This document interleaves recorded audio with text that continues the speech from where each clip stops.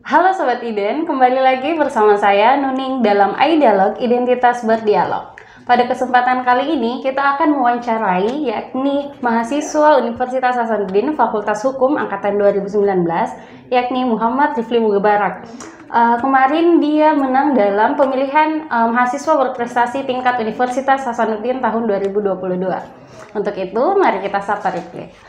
Hai Rifli, bagaimana kabarnya hari ini? Halo Mbak Nuning, baik, alhamdulillah sehat selalu. Nuning bagaimana kabarnya? Alhamdulillah baik juga. Sebelumnya kami ucapkan terima kasih karena Rifli sudah mau Yeah, it's such an datang. honor for me to speak on behalf of myself terkait pemilihan mahasiswa berprestasi dan lain sebagainya. Semoga bisa memberikan insight barulah buat teman-teman yang menonton.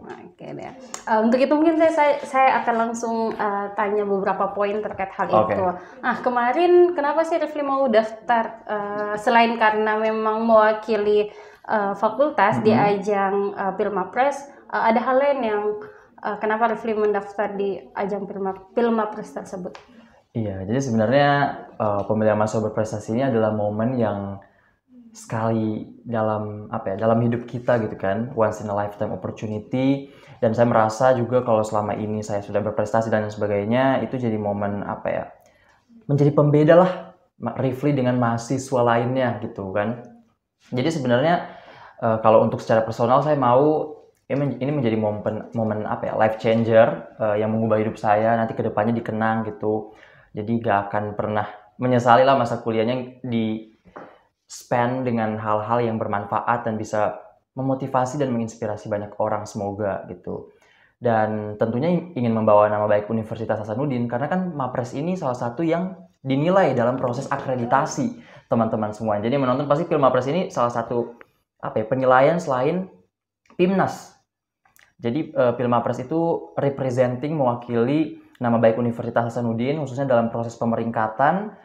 Jadi ini amanah yang luar biasa juga dan tanggung jawabnya besar. Ujung-ujungnya adalah bagaimana saya bisa memanfaatkan ini sebagai ruang kolaborasi di masa yang akan datang, dipertemukan dengan orang-orang hebat juga, setiap fakultas nih. Jadi ruang kolaborasinya makin luas dan ruang kontribusinya juga makin luas. Itu sih, semoga bisa terangkum jawabannya. Baik. Nah, kemarin kan salah satu penilaian dalam Pilmapres itu selain mungkin ada wawancara, ada juga KTI. Kemarin KTI yang diusung apa, Kak? KTI saya terkait pemberdayaan ekonomi dan sosial mantan narapidana terorisme di Indonesia. Jadi sebenarnya isunya sensitif. Kemarin tuh saya mikir, aduh gimana ya kira-kira harus berhati-hati juga mengangkat topik ini karena terorisme kan. Dan saya membawa topik ini karena concern saya misalnya saya tinggal di Palu, Sulawesi Tengah, dan berita atau pemberitaan terkait terorisme itu cukup banyak ya dulu dan sekarang pun sebenarnya masih ada tapi tidak terlalu sebanyak yang kemarin-kemarin. Jadi saya memikirkan tentang bagaimana sih kira-kira mantan narapidana terorisme ini bisa diberdayakan secara ekonomi karena mereka itu kalau udah keluar dari lapas ada stigma negatif, mereka tidak bisa dapat kerja, mereka pelaku teror dan lain sebagainya. Dan itu tentunya ada ketidaksetaraan terhadap hak mereka untuk bekerja, terhadap hak untuk mereka berkiprah di dunia sosial. Jadi poin-poin SDGs-nya adalah poin ke-8, decent work and economic growth, bagaimana caranya memberikan mereka kesempatan untuk kembali bekerja. Poin kedua yaitu yang ke-10, reduce inequalities, jadi ketidaksetaraan, banyak hak lah, stigma negatif dan lain sebagainya. Dan terakhir yaitu peace, justice, and strong institutions, yaitu poin ke-16 dari SDGs. Jadi intinya adalah bagaimana saya membuat rekomendasi kebijakan yang membuat mantan narapidana terorisme ini berdaya secara ekonomi dengan mengorelasikan atau melibatkan stakeholders, institusi, dan juga pelaku bisnis sehingga mereka bisa bekerja dan berkiprah kembali di masyarakat gitu. Jadi semua elemen masyarakat dengan saya konstruksikan dalam sebuah konsep namanya Mandaya Helix yang saya taruh. Mandaya Helix itu sistemnya adalah triple helix, jadi ada pelibatan 3 stakeholders gitu. Pelaku bisnis, akademisi, dan pemerintah, betul. Seperti itu. Mungkin detailnya nanti akan di momen-momen berikutnya kali ya di tulisan-tulisan saya. Insya Allah lah, semoga saat ini lagi proses brainstorming untuk idenya itu lebih konkret dan lebih implementatif. Boleh kalau gitu nanti KTI-nya juga bisa ditulis Iya. untuk di rubriknya identitas.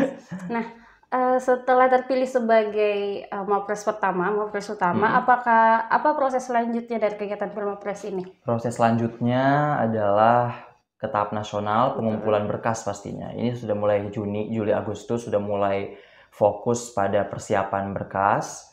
Jadi untuk sortir prestasi dan lain sebagainya, karena kan di Pilmapres itu ada capaian unggulan, Nuning.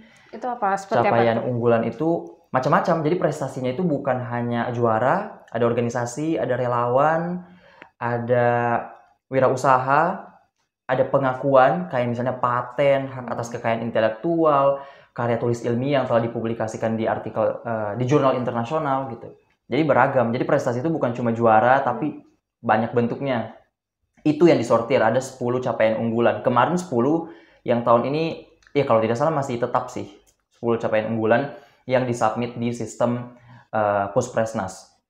Dan juga persiapan lainnya adalah persiapan mental sih sebenarnya, karena kan menghadapi mahasiswa berprestasi tingkat univ semua yang terbaik dari semua universitas Jawa, Sumatera, Sulawesi, Kalimantan gitu. Dan ya semoga bisa membawakan nama baik Unhas lagi 15 besar nasional. Target untuk saat itu 15 besar nasional. Kalau mau juara 1, 2, 3 atau berapapun ya sudah saya tawakal saja. Tapi saya bisa.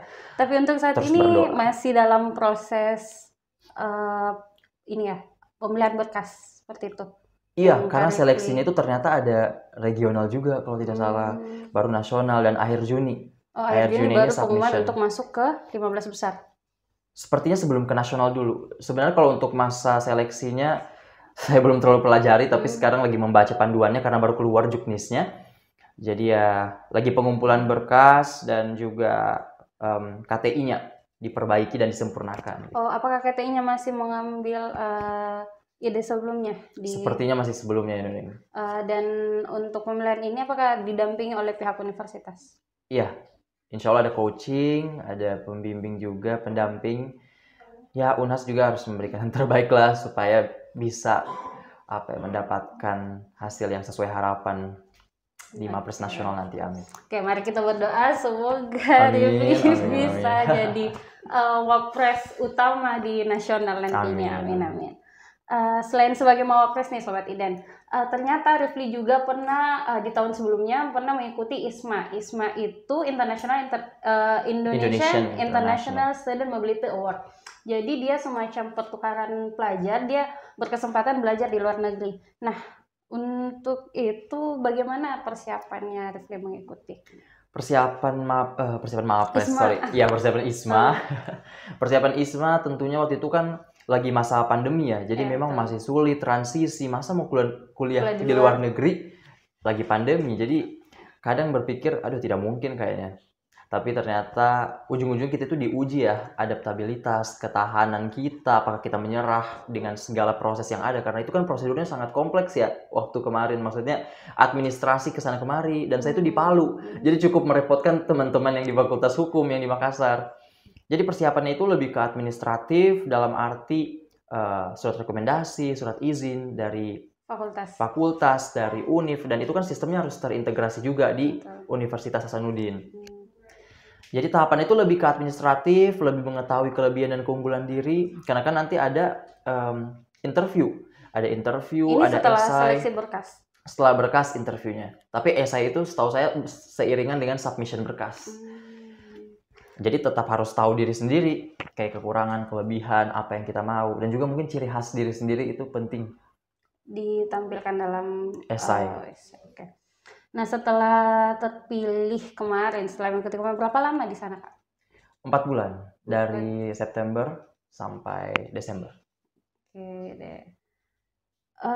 Menurutnya Rifli, apa sih yang buat Rifli terpilih di antara banyaknya, tentunya banyak yang daftar di program ini. Apa yang membuat ciri khas Rifli sendiri yang buat memang saya pantas untuk lolos di ISMA ini? Tapi mungkin ini saya berbicara subjektif ya, personal opinion, bukan dari penilaian kementerian. Jadi atas nama diri sendiri, yang membuat saya lolos itu sebenarnya ada yang namanya resiliensi. Jadi itu tahan banting terhadap segala tantangan yang dilalui, dan menurut saya nggak semua orang bisa seperti itu. Bayangkan kita harus kerjakan tes bahasa Inggris, administratif, dan lain sebagainya dalam jangka waktu yang sangat singkat. Jadi kita harus tahan banting juga. Itu menurut saya adalah kemampuan atau realisasi dari adaptabilitas seseorang untuk bisa survive gitu. Karena ada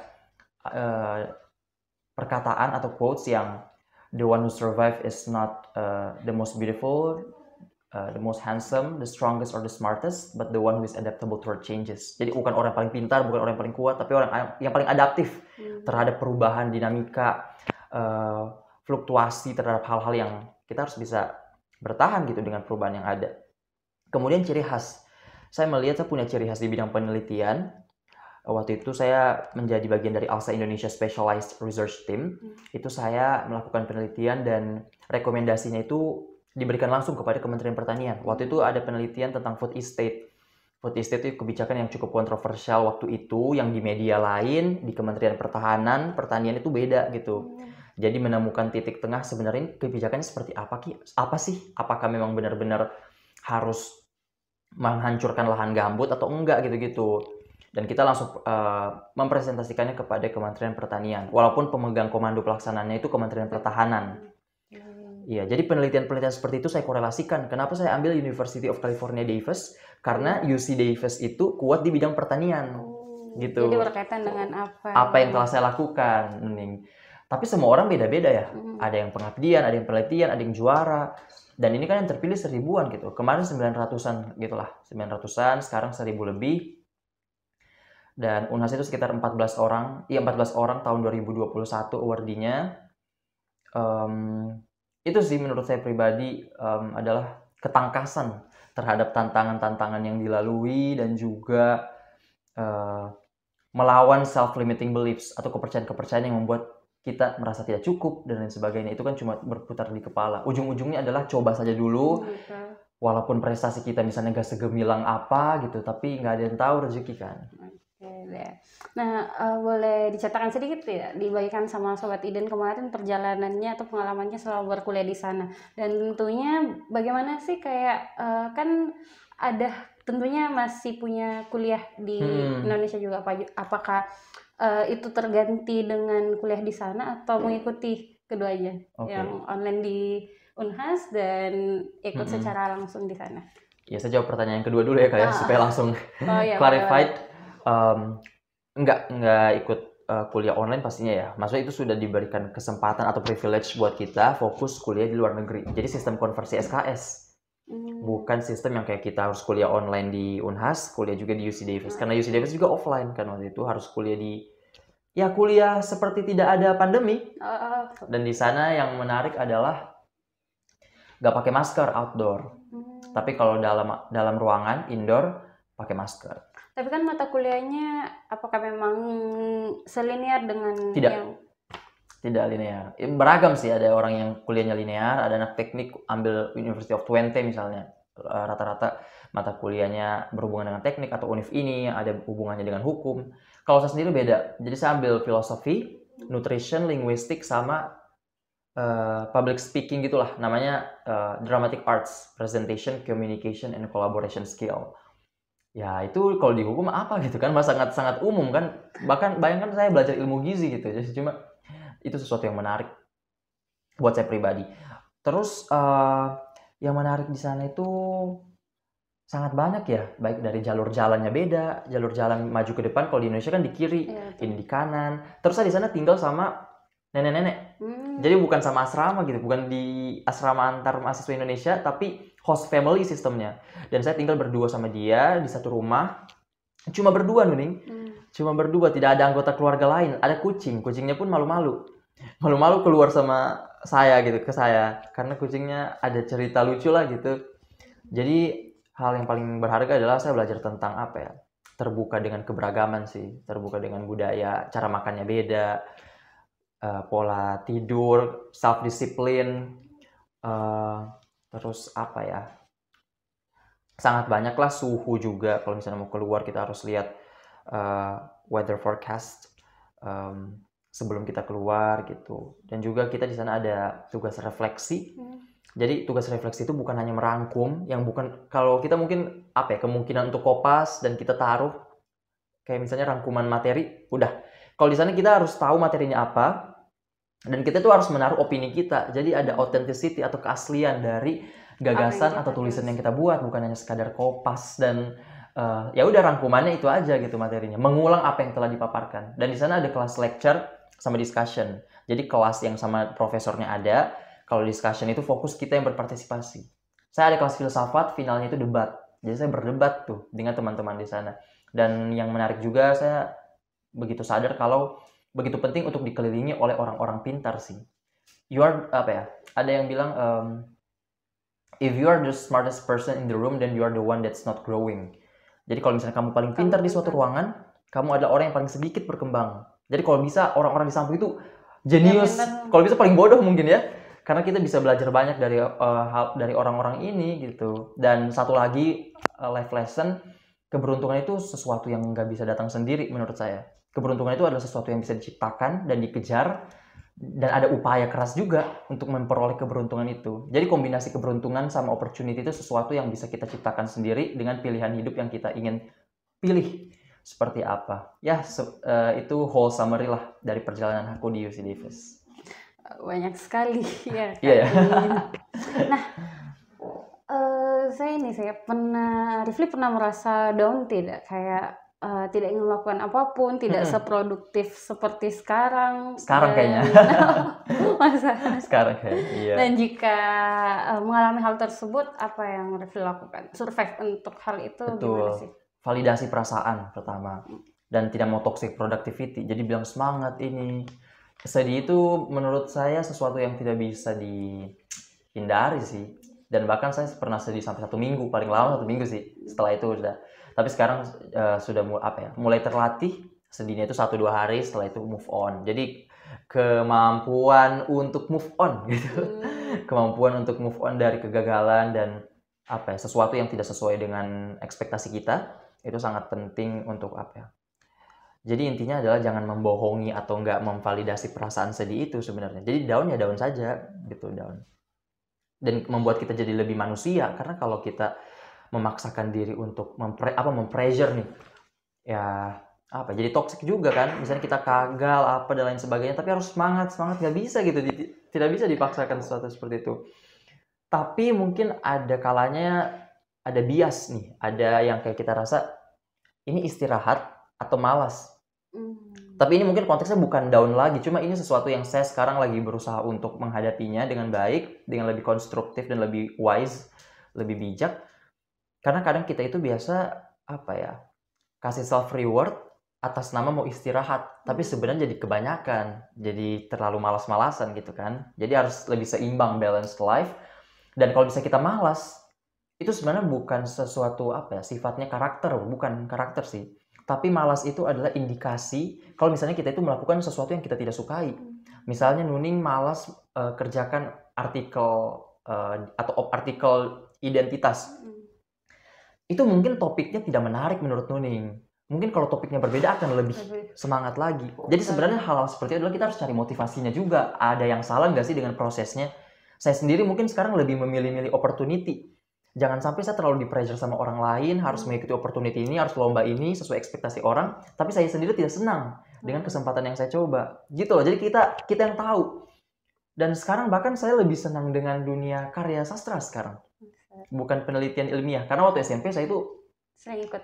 Iya, jurnalistik dan karya sastra, puisi, syair, gitu-gitu prestasinya. Sekarang karya ilmiah, penelitian gitu kan, masih juga, cuma sekarang lagi proses membuat novel. Iya, jadi eksplorasi diri dan jujur sama diri sendiri itu penting lah. Ini benar-benar yang ingin kamu lakukan deh sih. Dan saya sekarang lagi dari proses eksplorasi. Jadi teman-teman di luar sana kalau misalnya bingung mau jadi apa dan lain sebagainya, jangan terlalu terburu-buru karena itu semuanya bergantung waktu juga. Dan exposure atau informasi atau hal-hal yang kita internalisasikan itu sesuatu yang nggak instan dan pasti kita dapat seiring berjalannya waktu. Oke.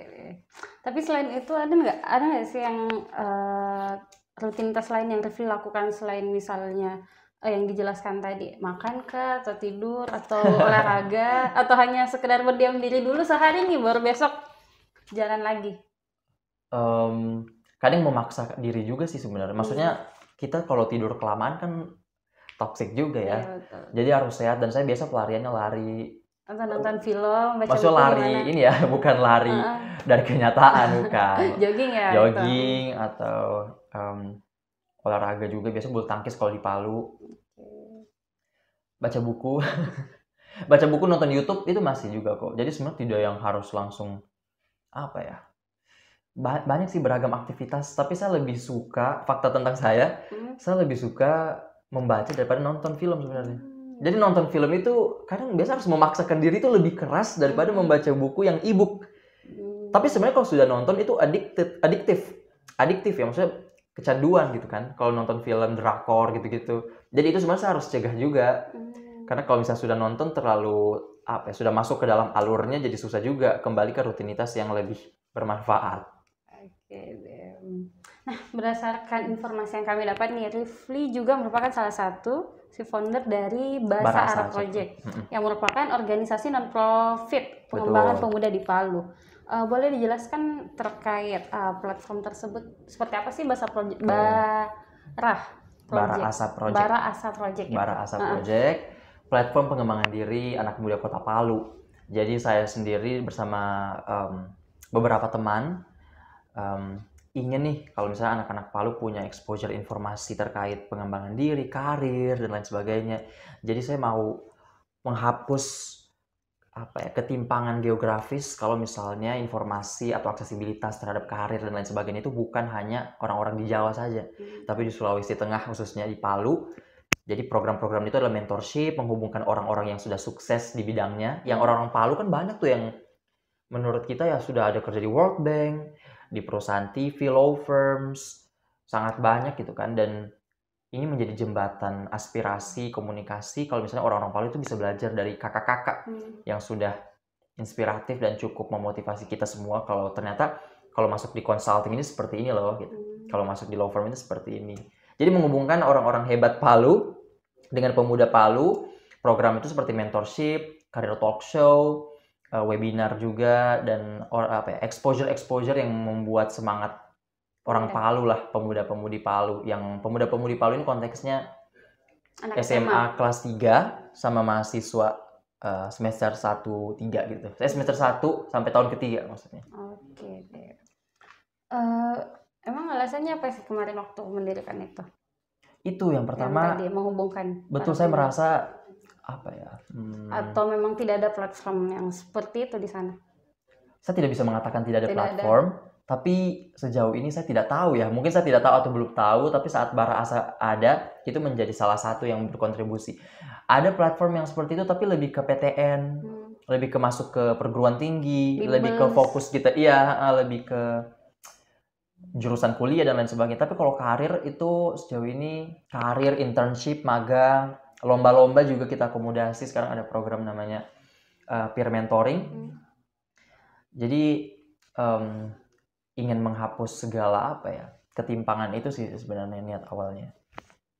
Niat awalnya adalah supaya kita bisa lebih berdaya saing, dan potensi orang Palu itu sangat luas juga, sangat besar juga, sangat berpotensi lah untuk berkiprah dan berkontribusi. Gak ada bedanya dengan teman-teman yang di Jawa ya gitu. Jadi ya semoga bermanfaat gitu untuk perkembangan diri teman-teman di Palu. Ya, amin. Nah, sejauh ini apa sih yang memotivasi Rifli untuk meraih mimpi-mimpinya, dan juga adakah role model Rifli sendiri saat ini? Role model, jangan role model dulu lah. Motivasi. Motivasi hidup itu sekali buat berarti.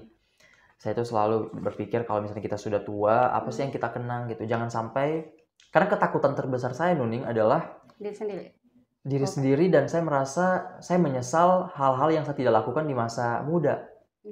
Saya masa tua, saya kenapa tidak lakukan ini ya, kenapa tidak ikut ini ya. Dan Mapres ini menjadi momen yang akan dikenang sepanjang sejarah. Maksudnya nggak perlu validasi orang lah, diri kita sendiri kan merasa, wah papa nih waktu di Universitas Hasanuddin pernah jadi mahasiswa berprestasi utama, juara 1, dan itu nggak bakal diubah kan, nggak bisa terubah gitu. Sudah perjalanan sejarah hidup. Jadi adalah membentuk sejarah hidup seperti apa, itu motivasi terbesar, dengan diiringi keinginan untuk membuat orang tergerak juga melakukan hal yang sama yang bermanfaat sesuai dengan passion dan hobi dan minat mereka. Jadi orang-orang juga kalau berprestasi bukan hanya di bidang akademik, tapi di bidang musik dan lain sebagainya. Dan kalau misalnya ada satu orang yang sudah melakukan sesuatu yang ternyata itu bisa menjadi contoh buat banyak orang, misalnya saya sendiri, teman-teman di Palu itu pada sangat apresiatif ya, sangat termotivasi. Dan kalau misalnya, wah Nuning bisa, wah Rifli bisa, ternyata yang lain juga Pasti punya bisa. optimisme dan iya kita bisa gitu. Gak ada yang harus ini juga mungkin. Banyak yang bilang kalau misalnya sukses itu juga tergantung privilege. Privilege betul. kaya, uang, dan lain sebagainya, sekolah bagus. Cuma saya ingin membuktikan kalau itu tidak selamanya benar sebenarnya. Karena saya waktu itu gempa Palu, rumah saya hancur. 28 September 2018, kehilangan orang yang saya cintai. Dan ini lagi dalam proses pembuatan novel, semoga jadi. Dan semoga bisa membuat narasi-narasi yang berdasarkan kisah nyata. Ternyata ya privilege itu adalah kita bisa tidur di rumah, dikelilingi oleh sahabat dan keluarga yang masih ada, itu sudah cukup. Kita bisa makan, walaupun nggak bisa mengakomodasi semua orang ya, maksudnya orang-orang punya kondisi ekonomi yang berbeda, tapi setidaknya hal-hal yang masih ada itu kita syukuri, bukan yang harus mewah dan membuat kita, karena kita punya uang banyak baru kita bisa kuliah di tempat bagus atau kita bisa lebih maju dari orang lain, enggak. Pokoknya saya merasa naik turunnya hidup itu pasti dilalui, dan itulah yang jadi hidup itu jadi ada seninya. Jadi motivasi untuk terus bergerak menghadapi naik turun itu harus dilalui kalau misalnya kita mau berbuat sesuatu yang luar biasa gitu. Role model saya Maudy Ayunda. Iya, saya pernah lihat fotonya. Pernah ketemu Kak Maud, dia sudah menikah dan di program apa itu? Lagi mentorship. Jadi kita itu ada sekitar 34 anak dari seluruh Indonesia terpilih, alhamdulillah mewakili Unhas waktu itu 2019. Ya itu kita diberikan kesempatan tentang lanjut di S2 seperti apa, materi-materi tentang pengembangan diri gitu-gitu. Mungkin kalau materinya saya tidak bisa sampaikan semuanya. Kenapa Maudy Ayunda? Karena apa ya, sebenarnya role model itu di bidang-bidangnya ada, bidang politik ada, bidang ini. Tapi yang lebih umum, saya merasa saya memiliki memiliki sesuatu yang ada di dia dan relate di saya terkait storytelling. Jadi saya itu sebenarnya kalau bisa akademik senang, tapi di satu sisi saya masih punya jiwa-jiwa sastra gitu. Dia artis kan, dan dia punya nulis buku gitu-gitu. Dan dari situ saya merasa menjadi orang yang generalis. Generalis itu adalah orang yang bisa banyak bidang. Dan sampai saat ini sebenarnya saya tidak menyalahkan yang mana lebih baik, generalis atau spesialis. Tapi saat ini saya masih generalis karena ingin lebih mengeksplorasi banyak hal saja sebenarnya. Tapi ujung-ujungnya juga mungkin akan lebih ke spesialis juga. Tapi dengan menjadi generalis itu yang mengantarkan saya jadi mapres sih sebenarnya. Karena mencoba kompetisi macam-macam, opportunity ada macam-macam, dan saya jadi lebih terbuka terhadap opportunity dan bidang-bidang yang saya tidak tahu sebenarnya. Kalau misalnya di jendela apa tuh namanya sebutannya, Johari Window, itu ada konsep yang namanya hidden section. Atau iya sebutannya itulah, atau ekuivalen dengan hal itu. Misalnya Nuning tidak tahu kalau saya bisa main basket, saya tidak tahu juga kalau saya bisa main basket. Jadi menemukan sesuatu yang kita nggak tahu sebelumnya, itu adalah dengan proses kita eksplorasi terhadap banyak hal itu. Jadi jangan takut dan terbukalah dengan opportunity yang sebenarnya kita itu takut kan, biasa overthinking. Saya jadi pimret cocok nggak ya? Ini nggak ya? Terlalu banyak overthinking dan saya melalui itu. Jadi sebenarnya saya ada beberapa tawaran posisi kepemimpinan, tapi saya terlalu overthinking. Iya, jadi pembelajaran juga buat teman-teman semua. Yang mengizinkan kita merasa inferior, merasa gak pantas itu sebenarnya diri kita sendiri. Jadi menantang diri terhadap posisi kepemimpinan, menantang diri terhadap kesempatan-kesempatan yang kita gak pernah coba, itu sangat penting. Itu pembelajaran yang sangat berharga lah untuk untuk memaksakan diri kita keluar dari zona nyaman. Oke, iya mau saya tanyakan, rencana Rifli untuk setelah lulus seperti apa? Rencana setelah lulus atau belum ada? Saya target setelah kuliah. Betul. Pastinya kerja, bukan S2, dan sebenarnya ini juga menarik ya Nuning. Biasa kita di lingkungan sekitar itu pressure ya, maksudnya pressure dalam arti kerja yang bagus itu misalnya di perusahaan A atau B atau ini. Tapi apakah itu yang benar-benar kita mau? Jadi yang menentukan diri kita, jalan karir kita itu kita sendiri, bukan orang lain. Karena adalah pokoknya suatu pekerjaan yang sangat diglorifikasi atau yang sangat apa ya, yang ini pekerjaan yang paling bagus lah, dream job. Tapi saya sendiri jujur merasa apakah ini yang saya mau lakukan sepanjang hayat saya gitu kan. Jadi makanya saya tadi bilang eksploratif itu, karena mencoba berbagai bidang dan menemukan yang mana yang paling tepat buat saya. Dan at the end of the day saya senang dengan dunia penelitian, tapi senang juga di bidang karya gitu dan pengembangan diri. Jadi masih belum menentukan, tapi pasti kerja kok. Dan semoga bisa dapat lah yang paling match dengan saya sendiri. Oke deh. Nah, adakah tips dari Refli nih untuk setiap mahasiswa di Unhas, apalagi mahasiswa baru nih yang akan bergabung di Unhas nantinya? Bagaimana mereka cara mengatur waktu dan mengeksplorasi lebih banyak? Kalau konteks mengatur waktu, saya pribadi jangan sering multitasking menurut saya. Mungkin konteksnya banyak ya, tapi kalau secara general, lakukan satu hal dulu, fokus ke satu hal dulu. Karena bayangkan kita sekarang hidup di momen yang Zoom meeting bisa 3 dalam satu momen, itu sebenarnya terdistraksi sekali ya gitu, terdistraksi sekali. Dan kita fokus satu hal itu sangat penting, lebih baik satu tapi ilmunya dapat di Zoom meeting daripada 3 sekalipun kita nggak tahu mau fokus kemana kan gitu. Dan juga hindari diri dari banyak distraksi gitu. Karena sebenarnya manajemen waktu itu adalah manajemen energi juga. Jadi manajemen waktu itu bukan cuma waktu dari pagi, siang, sore, bukan, tapi energi kita untuk melakukan sesuatu itu harus di-manage juga, sebenarnya harus diatur juga. Misalnya, kita itu mau melakukan sesuatu, misal belajar gitu kan, kita terlalu terdistraksi dengan notifikasi WhatsApp, Instagram, Google. Jadi kita harus buat tight bubble supaya kita itu tidak terdistraksi dengan hal seperti itu gitu. Dan itu kalau misalnya kita terlalu mengonsumsi banyak informasi, energi kita kan terkuras juga ya. Jadi ini mungkin relate ke banyak teman dan saya sendiri mengalami juga soalnya. Kita melakukan sesuatu nggak selesai-selesai, prokrastinasi karena itu. Karena kita terlalu banyak mengonsumsi informasi, scrolling dan lain sebagainya. Bahkan saya sendiri tips ampuhnya adalah saya simpan handphone di lemari gitu. Lalu mengerjakan yang harus dikerjakan. Terus di airplane mode gitu. Dan apa ya, manajemen waktu saya ada, itu namanya Warren Buffett. Itu pengusaha investor Amerika Serikat bilang ada yang namanya, konsepnya itu intinya adalah tulis 25 goals, 25 goal kamu, misalnya dalam 1 bulan, tapi dalam sehari itu tulis 5. Jadi 5 itu yang dikerjakan di 1 hari. Dan kalau secara mental, kalau misalnya kita melakukan sesuatu dan kita checklist, itu secara mental kita lebih merasa puas aja. Jadi saya sendiri biasa punya to-do list lah.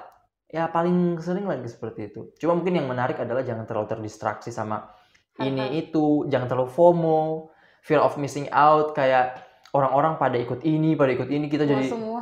Iya, mau semua dan takut, aduh janganlah. Saya begini nanti. Takut nanti tertinggal gitu-gitu. Jadi punya prinsip hidup juga penting lah, punya prinsip hidup dan pendirian. Dan kalau mau kejar satu pasti ada trade off, pasti ada pengorbanan terhadap satu hal. Mungkin Nuning identitas pasti ada hal lain yang bisa jadi opportunity-nya tapi dibuang. Tapi pasti selama ini saya merasa tidak akan menyesal sih dengan fokus atau komitmen pada satu hal. Dan ya kita tidak bisa peluk satu dunia gitu lah. Pasti kita sudah punya porsi masing-masing juga. Oke. Kalau pesannya nih untuk mahasiswa di luar sana dan untuk mahasiswa Unhas tentunya. Apa ya, ini biasa bersemedi dulu pesannya. Yang penting hidup itu butuh aktualisasi dan bukan sekadar argumentasi. Itu quotes yang selalu saya gaungkan dalam setiap wawancara, dalam setiap pesan saya. Karena kadang kita itu biasa terlalu terpaku dengan overthinking sendiri, tapi jadinya nggak memetakan sesuatu itu dalam kenyataan. Dan sering-sering mengapresiasi diri lah. Saya meyakini bahwa pencapaian itu bukan harus medali perak internasional dan lain sebagainya. Cintai diri sendiri, mengapresiasi, memberi tepuk tangan pada orang lain itu lebih mudah daripada memberi tepuk tangan pada diri sendiri. Jadi apresiasi dirimu sendiri dengan pencapaian yang ada setiap hari itu sudah sangat penting, sudah sangat bermanfaat, walaupun nggak harus yang internasional sekalipun. Karena banyak, misalnya apply ISMA nih, banyak teman-teman yang mungkin dari Unhas atau dari mana, prestasi saya nggak ada kak, pengabdian masyarakat saya nggak ada, organisasi nggak ada. Tapi beberapa dari mereka yang cerita seperti itu lolos juga gitu. Jadi jangan membanding-bandingkan diri juga. karena di media sosial kan kita ada culture of comparison, kita selalu melihat membanding-bandingkan diri dengan orang lain, dan itu sebenarnya bukan salah medsosnya menurut saya, tapi self control gitu, seperti itu. Dan ya pokoknya semangat buat teman-teman Unhas yang mau mapres, yang mau Pimnas, yang mau berjuang dalam setiap kesempatan, itu semuanya bermanfaat, dan luangkanlah masa muda gitu. 4 tahun itu bisa jadi petunjuk atas kesempatan-kesempatan yang ingin kita tekuni di masa yang akan datang, dan itulah yang kita akan kenang di masa tua nanti. Baik, itulah tadi Sobat Iden, bincang-bincang kita bersama Rifli. Kami ucapkan banyak terima kasih kembali sama Rifli. Terima kasih banyak juga Nuning dan Identitas. Oke, jangan lupa nonton terus iDialog selanjutnya, dan nantikan konten-konten Identitas berdialog yang lain. Terima kasih. Wassalamualaikum warahmatullahi wabarakatuh.